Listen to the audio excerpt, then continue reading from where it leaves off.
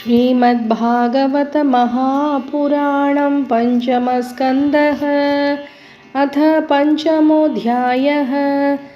ஐந்தாவது அத்தியாயம். தன் பிள்ளைகளுக்கு ரிஷபதேவர் ஞானோபதேசம் செய்தலும் பின் அவதூத நிலை அடைதலும். ரிஷப உவாச்ச நாயம் தேகோ தேகபாஜாம் ருலோகே கஷ்டான் காமான் அர்ஹதே விட்புஜாம் ஹ்யே तपो दिव्यं पुत्रकायेन सत्वं शुद्ध्येत्यस्माद् ब्रह्मसौख्यं त्वनन्दं महत्सेवां द्वारमाहुर्विमुक्तेः तमोद्वारं योषितां सङ्गिसङ्गं महान्तस्ते समचित्ता प्रशन्ता विमन्यवः सुहृदः साधवो ये एवा मयीशे कृतसौहृदार्था जनेषु देहम्बरवार्तिकेषु गृहेषु जाया आत्मजरातिमत्सु न प्रीतियुक्ता यावदर्थाश्च लोके नूनं प्रमत्त कुरुते विकर्म यतीन्द्रियप्रीतय आपृणोति न साधु मन्ये यत आत्मनोह्यम् असन्नपि क्लेशद आसदेहः पराभवस्तावद् अबोधजातो यावन्न जिज्ञासत आत्मतत्त्वं यावत् क्रियास्तावदितं मनो वै कर्मात्मकं येन शरीरबन्धः एवं मनः कर्मवशं प्रयुङ्क्ते अविद्ययात्मनि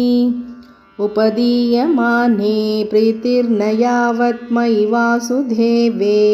नमुच्यते देहयोगेन तावत् यदा न पश्यति अयथा गुणेहां स्वार्थे प्रमत्तः सहसा विपश्चेत् गतस्मृतिर्विन्दति तत्र तापान् आसाद्य मैथुन्यमगारमज्ञः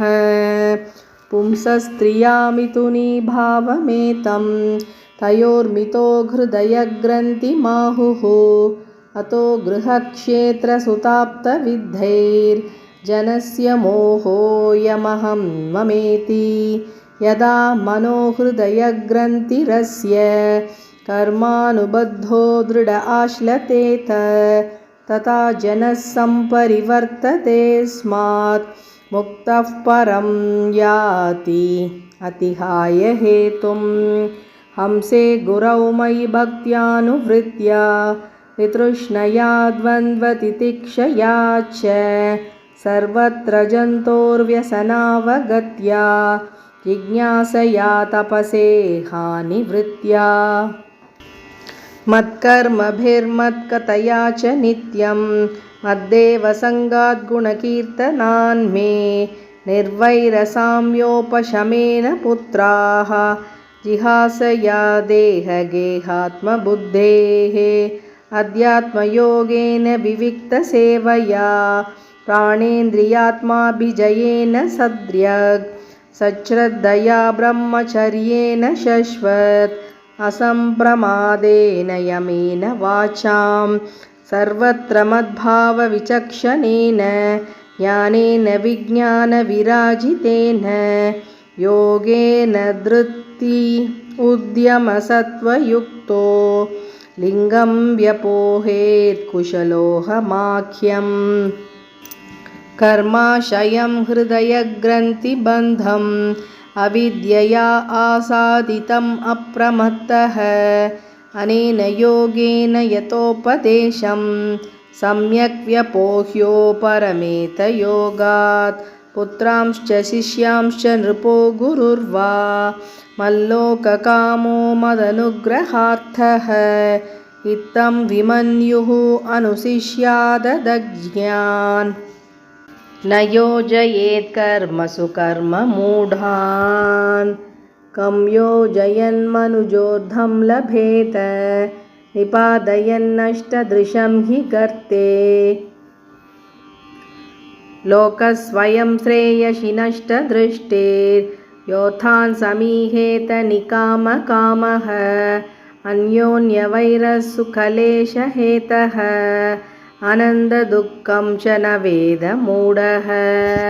हस्तं स्वयं तदभिज्ञो विपश्चेत् अविद्यायाम् अन्तरे वर्तमानं दृष्ट्वा पुनस्तं सगृणः कुबुद्धिं प्रयोजयेत् उत्पदकं यदान्तं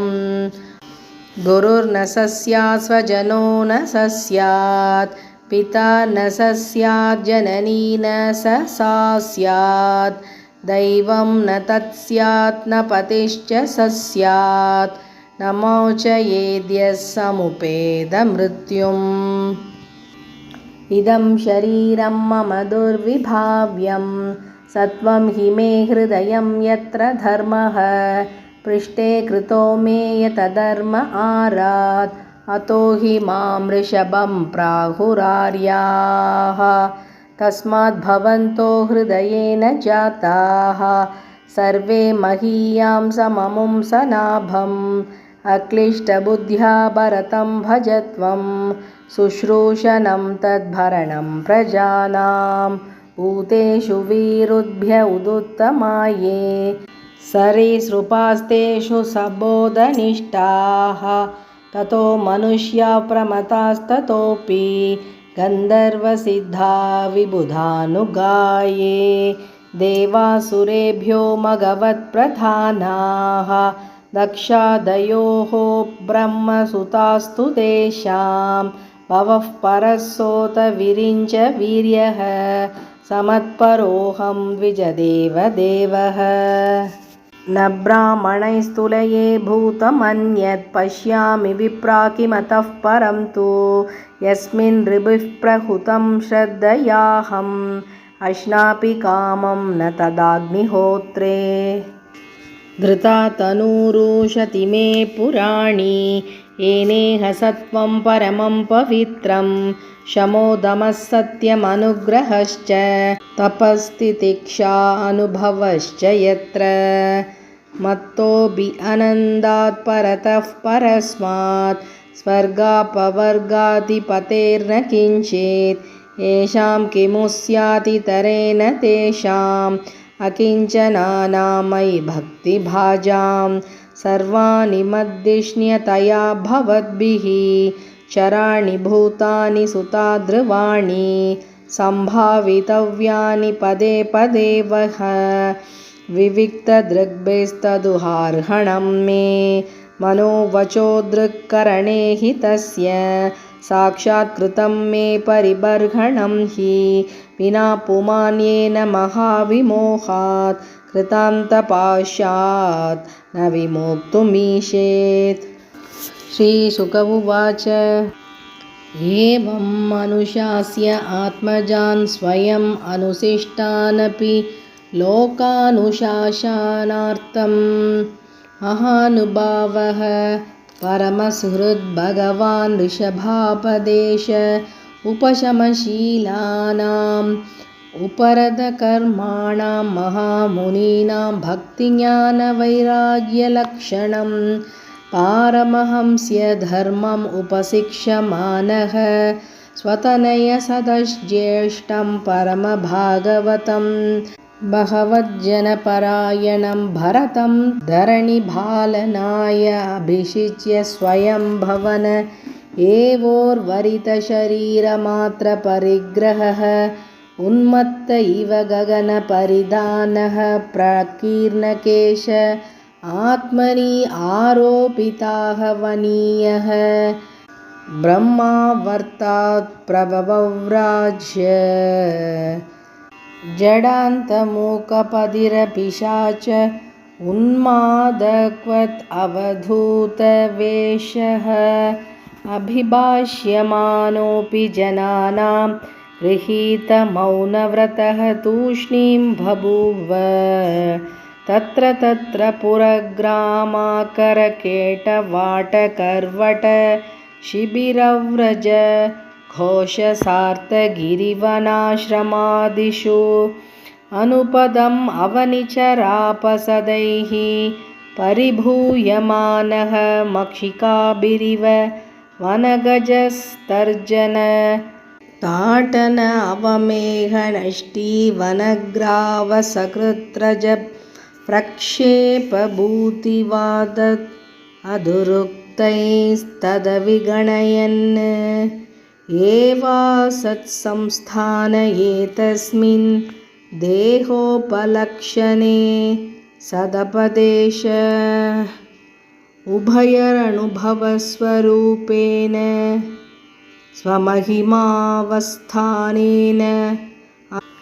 अस्मारोपिताहं ममाभिमानत्वाति अवकण्डितमनाः पृथिवीम् एकचरः परिभ्रम्य अतिसुकुमारकरचरणोरः स्थलविपुलबाह्वंस कलवदनाति अयवयवविन्यासः प्रकृतिसुन्दरस्वभावहाससुमुखः नवनलिनगलायमानशिशिर तारारुणायतनयनरुचिर सदृशसुभगकपोलकर्णकण्ठ नाशो विगूढस्मितवदनमहोत्सवेन पुरवनितानां मनसि कुसुम शरासनम् उपदधान्नः परागवलम्बमानकुटिलजटिल कपिशकेशभूरिभारोवधूतम् अलिननिजशरीरेण गृहगृहीत इवादृश्यत यर्हि वावस भगवान् लोकमिमं योगस्याद्धा प्रतीपमिवाचक्षानस्तत्प्रतिक्रिया कर्म भीभत्सितम् इति व्रतं जगराम् आस्थितः शयान एवाश्नाति पिबति खादति अवमेहति हदति स्म चेष्टमान उच्चरित आदिग्धोद्देशः तस्य हयः पुरीशसुरभिसौगन्ध्य वायुस्तं देशं दशयोजनं समन्तात् सुरभिं चकार एवं गोमृगकाकचर्यया व्रजं तिष्ठन् आसीनः शयानः काकमृगगोचरितः पिबति खादति अवमेहति स्म इति नानायोगचर्याचरणः भगवान् कैवल्यपतेर्ऋषभो विरतपरममहानन्दानुभव आत्मनि सर्वेषां भूतानाम् आत्मभूते भगवति वासुदेव आत्मनो व्यवधानान् अनन्त रोदरभावेन सिद्धसमस्तार्थ परिपूर्णः योगैश्वर्याणि वैहायसमनोजवान्तर्धान् अपरकाय प्रवेशदूरग्रहणादीनि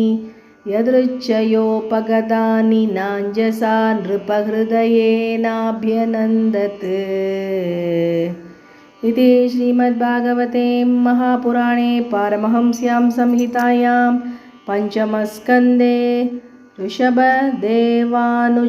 पञ्चमोऽध्यायः गोपिका जीवनस्मरणं गोविन्द गोविन्द श्रीकृष्णार्पणमस्तु।